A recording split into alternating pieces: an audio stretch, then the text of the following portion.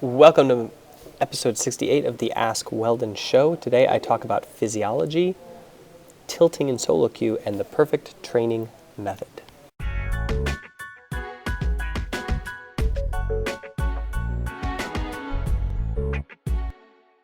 So welcome back to the show after a brief hiatus. I was for about 2 weeks really inundated with training there in North America. I was kicking it off with Renegades and Team Liquid, and the food in the Renegades house was just way too delicious for me to handle, like recording any shows at all. And then when I was in the Team Liquid, we had to work really hard that week to get stuff cruising there. So I was otherwise occupied, but I'm really excited to be back in Finland.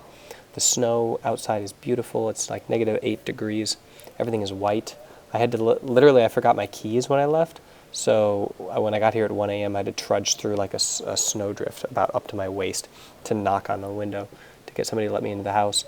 So that was quite an invigorating welcoming back to the country. And yeah, here we go. Let's go ahead and kick off with the first show. Andrew asks, what do you think is happening from a physiological standpoint in the brains of the players? This is a really fascinating question, and I am absolutely unqualified to answer it. So essentially, Andrew, what you're asking is how is gaming neurologically changing the brain?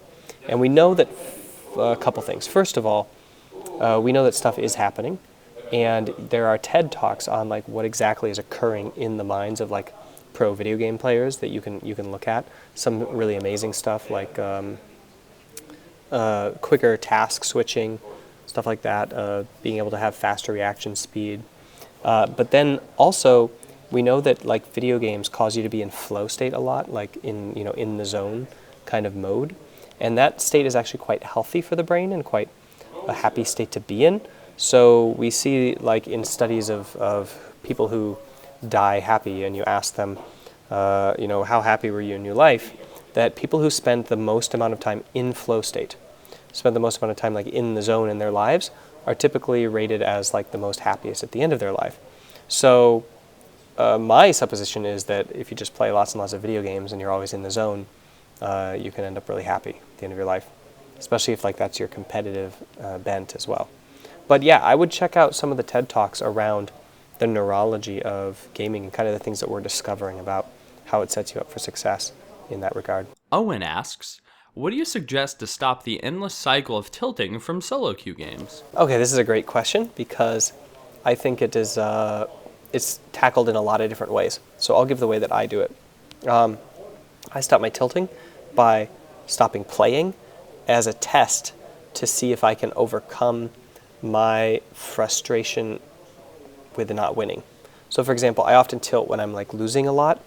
And so instead of playing until I get that final win or finally get that satisfying game so that I can go to bed happy or quit playing happy, I'll purposely stop playing early when I'm still unhappy with my performance and dissatisfied.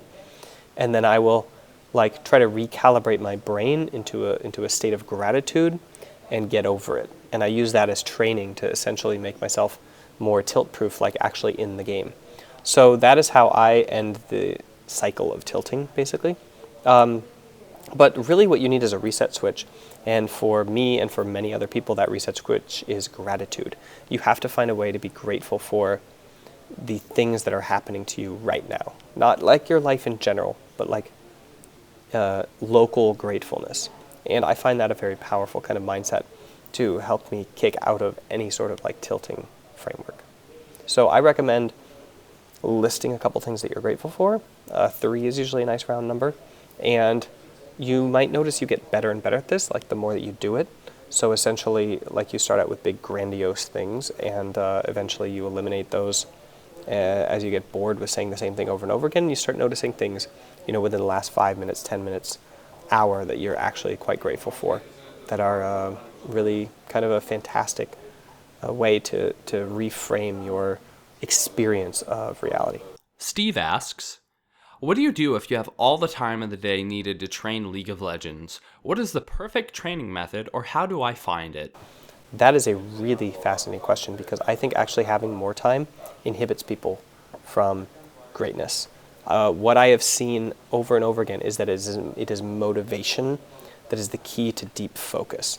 So actually, deep focus is the number one thing that we want for learning and for like improvement. And motivation is the thing that gives deep focus more than anything else. So when you have like a big space of window, a big like window of time for you to like stretch out your training in, what happens is like your focus level drops, your motivation level drops, and everything kind of like reduces a little bit in its intensity. And that's actually really bad for learning and for training. So what you see when people have like more and more limited time is they get more effective at their training and they get more accomplished in less time. And there are great examples of this from Michael Phelps getting faster and faster as he gets older and like has to train like reduced time and reduced yardage, all the way to like Freeze Alish on Team Renegades, LA Renegades, who I did a podcast with him and he talks about, being very limited in his playtime when he was grinding up the ladder and just getting like very excellent at it very quickly.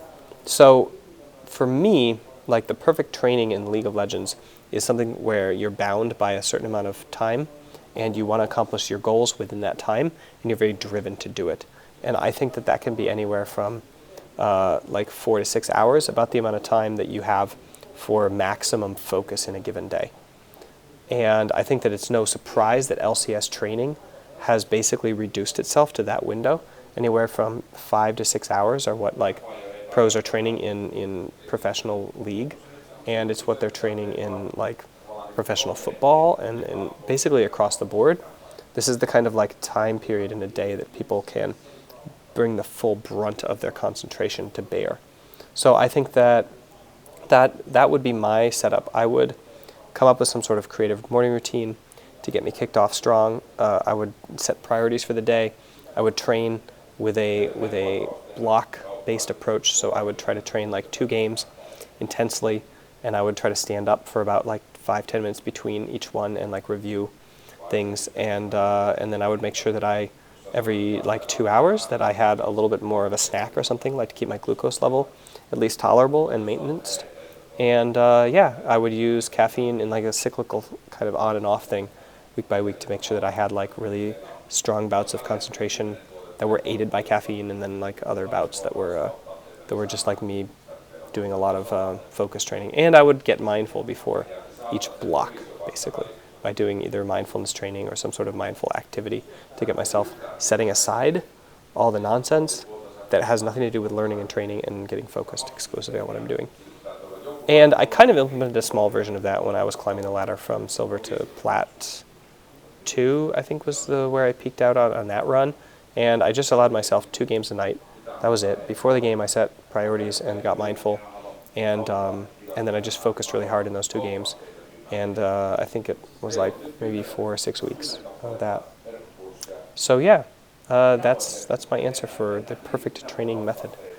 And question of the day. What is the method that you use to train League of Legends? Please leave a comment down below and say like what approach that you have had and what little hacks you have found that make your training more effective and better for you. Thanks, and I'll see you guys for the next episode.